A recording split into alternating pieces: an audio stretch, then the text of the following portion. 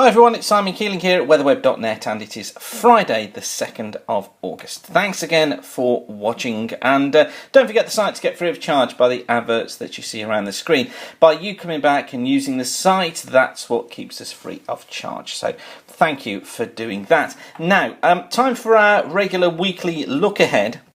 And the Japanese model's been updated. This is the forecast for week 1. So this takes us forward from yesterday through to Friday the, what will it be? Friday the 9th, of course. Friday the 9th of August. And this is how things look. British Isles is underneath here, and look, still got this trough through here during the next week. Nice big ridge built here across the central and eastern parts of Europe. Their turn to have some warmth now, after we had it, of course, a few weeks back. But the trough is there, which means unsettled conditions.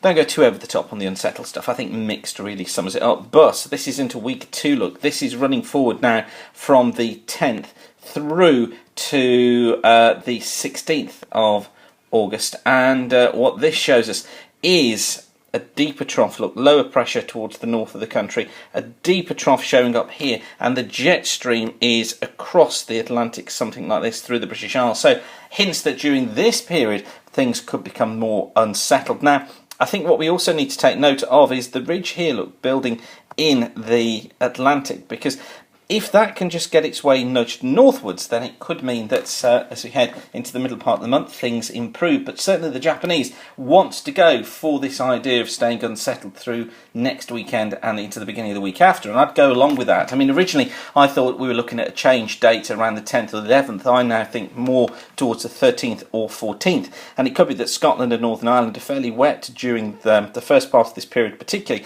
I think further south we will see some rain, but I don't think it's going to be particularly heavy rain, and I think it'll be western and southwestern areas that see most of it. And then finally, this takes us forward from the 17th through until the 31st of the month. And here you can see, look, still, now remember this is for a 2-week period, so you have to bear that in mind. But look, meaning out with lower than normal heights towards the north of the country, which puts low pressure somewhere up there. Got a jet stream coming in across the Atlantic too, and that indicates that things stay fairly mixed through the country. However, you notice that we have got this build in the ridge, look, down towards the south. This is starting to get its way into the south. So I think what probably this is hinting at is still unsettled conditions through the north and the west until the sort of 18th, 19th, and then we see an improvement up there. But I do think right in the early part of this period, even from the 17th, we should find southern parts of England, southern parts of Wales have already become drier. I don't think to the warmth that we have had, and I think with a westerly wind, temperatures will be around or just above normal, but I do think they should be dry, although I can't completely rule out the risk of a shower, particularly in the west. But generally, southern parts of England drier with some sunny spells, and that gradually pushing its way northwards during this period. At least that's what the Japanese is saying, and that's very similar to what the CFS was looking at yesterday. Now in the short term, this is the chart from the ECMWF for London, and it's a temperature chart, and what it shows is this fall off in temperatures. Now this is for 5,000 feet, but it's quite good to use that level because it gets rid of the variations from a day-to-day basis, so it's quite good to use that level, and you notice how it's on a downward trend. And that's kind of backed up as well if we look at the charts. This is for Friday, so this is for today. Low pressure west of Scotland. Got a brisk southwesterly flow. Some pretty heavy storms at the moment across East Anglia clearing away. And then it's a case of sunshine and scattered showers, most of them out towards the west. Saturday sees fronts passing their way eastwards, bring some showers mostly to western areas, and I think central and eastern parts staying dry with some sunny spells. Quite a brisk southwesterly wind.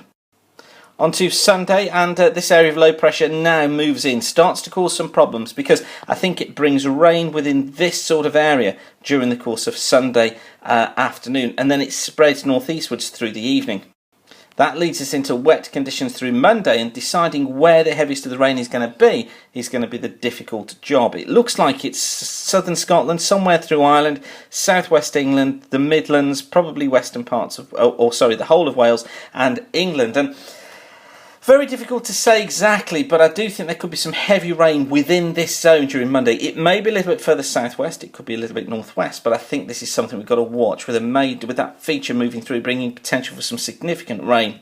And I think it could be Tuesday morning before that's cleared away to the east. Then we find brighter spells moving in from the west, 1 or 2 scattered showers, but generally dry through the course of Tuesday. So some mixed weather ahead. No sign of the fine, dry, long, prolonged spell of dry weather returning, at least at the moment. And from what we've just seen, looks like it stays fairly mixed for us until at least around the 13th or 14th of the month before a slow improvement takes place from the south. Heavy rain to watch out for as well Sunday into Monday during the coming week, and gradual fall in temperatures, although still temperatures around about normal for the time of year. Overall, it's not too bad, is it? Anyway, once again, thanks for watching weatherweb.net, and keep the sun shining. Bye for now.